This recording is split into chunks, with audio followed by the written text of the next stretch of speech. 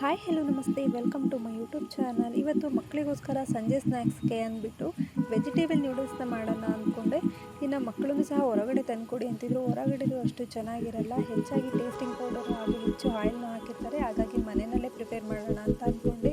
ಹಾಗಿದ್ದರೆ ವೆಜಿಟೇಬಲ್ ನ್ಯೂಡಲ್ಸ್ನ ಮಾಡೋದು ಹೇಗೆ ಅಂತ ನೋಡೋಣ ಬನ್ನಿ. ಮೊದಲಿಗೆ ಒಂದು ಪಾತ್ರೆಯಲ್ಲಿ ನೀರನ್ನು ಹಾಕಿ ಬಿಸಿಗೆ ಇಡ್ತಾ ಇದ್ದೀನಿ. ನೀರು ಚೆನ್ನಾಗಿ ಕುದಿ ಬಂದಮೇಲೆ 1 ಟೇಬಲ್ ಸ್ಪೂನ್ ಆಯಿಲ್ನ ಸೇರಿಸ್ತಾ ಇದ್ದೀನಿ. ಇದು ಆಯಿಲ್ನ ಸೇರಿಸೋದ್ರಿಂದ ನ್ಯೂಡಲ್ಸ್ ಸ್ವಲ್ಪ ಬಿಡಿ ಬಿಡಿಯಾಗಿ ಬರುತ್ತೆ.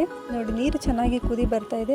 ಈಗ ಸ್ಟವ್ನ ಆಫ್ ಮಾಡಿ ಕುದಿತಿರೋಂಥ ನೀರಿಗೆ ನ್ಯೂಡಲ್ಸ್ನ ಸೇರಿಸ್ತಾ ಇದ್ದೀನಿ. ಇದು ಬಿಸಿ ನೀರಿನಲ್ಲೇ ನ್ಯೂಡಲ್ಸ್ ಚೆನ್ನಾಗಿ ಬೆಂದ್ಬಿಡುತ್ತೆ. ನೋಡಿ, ಈಗ ನ್ಯೂಡಲ್ಸ್ನೆಲ್ಲ ಸಪ್ರೇಟ್ ಮಾಡಿ ಇಟ್ಕೊಳ್ತಾ ಇದ್ದೀನಿ. ಇದ್ರ ಜೊತೆಗೆ ಒಂದು ಜಾರಿಗೆ ಶುಂಠಿ, ಬೆಳ್ಳುಳ್ಳಿ ಹಾಗೂ ಹಸಿಮೆಣಸಿನ್ಕಾಯಿನ ಸೇರಿಸಿ ಪೇಸ್ಟ್ ಮಾಡಿ ಇಟ್ಕೊಂಡಿದ್ದೀನಿ. ಇನ್ನು ಒಗ್ಗರಣೆಗೆ ಬಂದು 2 ದಪ್ಪ ಈರುಳ್ಳಿನ ಹೆಚ್ಚಿಟ್ಕೊಂಡಿದ್ದೀನಿ, 1 ಕ್ಯಾಪ್ಸಿಕಮ್, ಸ್ವಲ್ಪ ಕೊತ್ತಂಬರಿ ಸೊಪ್ಪು ಹಾಗೂ 2 ಕ್ಯಾರೆಟು, 1 ಕ್ಯಾಬೇಜ್ನ ಸಣ್ಣಗೆ ಕಟ್ ಮಾಡಿ ಇಟ್ಕೊಂಡಿದ್ದೀನಿ.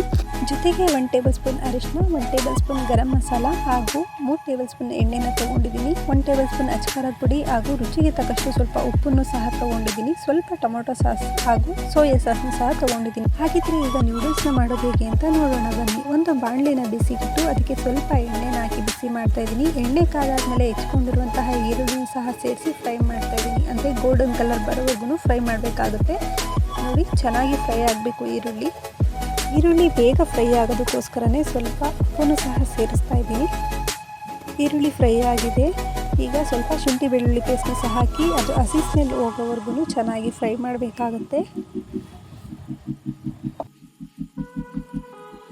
ಶುಂಠಿ ಬೆಳ್ಳುಳ್ಳಿ ಪೇಸ್ಟಿನ ಹಸಿ ಸ್ಮೆಲ್ಲೆಲ್ಲ ಹೋಗಾದ್ಮೇಲೆ ಹೆಚ್ಚಿಟ್ಕೊಂಡಿರುವಂತಹ ಕ್ಯಾರೆಟ್ ಏನಿದೆ ಅದನ್ನು ಸಹ ಸೇರಿಸಿ ಫ್ರೈ ಮಾಡ್ತಾ ಇದ್ದೀನಿ. ಜೊತೆಗೆ ಕ್ಯಾಬೇಜ್ನ ಸಹ ಹಾಕ್ತಾ ಇದ್ದೀನಿ ಮತ್ತು ಹೆಚ್ಚಿಟ್ಕೊಂಡಿರುವಂತಹ ಕ್ಯಾಪ್ಸಿಕಮ್ ಏನಿದೆ ಅದನ್ನು ಸಹ ಹಾಕ್ತಾ ಇದ್ದೀನಿ. ಈ 3 ತರಕಾರಿಗಳನ್ನೂ ಫ್ರೈ ಮಾಡಬೇಕಾದ್ರೆ ತೀರಾ ಸಾಫ್ಟ್ ಆಗೋ ರೀತಿ ಫ್ರೈ ಮಾಡಬಾರ್ದು, ಸ್ವಲ್ಪ ಕ್ರಂಚಿಯಾಗಿರಬೇಕು. ಆಗಿದ್ರೇ ತುಂಬ ಚೆನ್ನಾಗಿರುತ್ತೆ.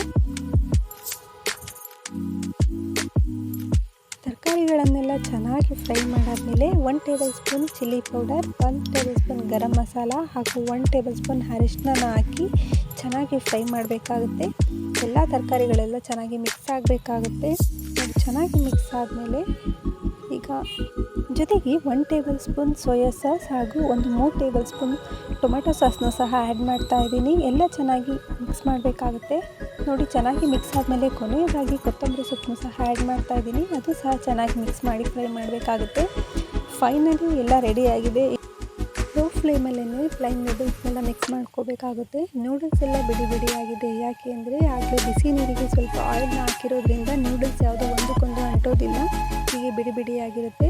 ಫೈನಲಿ ಕ್ಲೀನಾಗೆಲ್ಲ ಮಿಕ್ಸ್ ಆದಮೇಲೆ ವೆಜಿಟೇಬಲ್ ನೂಡಲ್ಸ್ ರೆಡಿಯಾಗಿದೆ. ನೀವು ಒಂದ್ಸರಿ ಮನೆಯಲ್ಲಿ ಇದೇ ರೀತಿ ಟ್ರೈ ಮಾಡಿ, ತುಂಬ ಚೆನ್ನಾಗಿರುತ್ತೆ. ಹೊರಗಡೆ ಹೋಗೋದೇ ಬೇಡ ಅಂತ ಅನಿಸುತ್ತೆ. ಮನೆಯಲ್ಲೇ ಇಷ್ಟಪಟ್ಟು ತಿಂತೀವಿ. ನಿಮಗೆ ಈ ವಿಡಿಯೋ ಇಷ್ಟ ಆಗಿದ್ದಲ್ಲಿ ಲೈಕ್ ಮಾಡಿ, ಶೇರ್ ಮಾಡಿ, ಕಮೆಂಟ್ ಮಾಡಿ ಹಾಗೂ ನಮ್ಮ ಚಾನಲ್ನ ಸಬ್ಸ್ಕ್ರೈಬ್ ಮಾಡಿ. ಪಕ್ಕದಲ್ಲಿರೋ ಬೆಲ್ ಐಕಾನ್ನ ಕ್ಲಿಕ್ ಮಾಡಿ. Thank you for watching.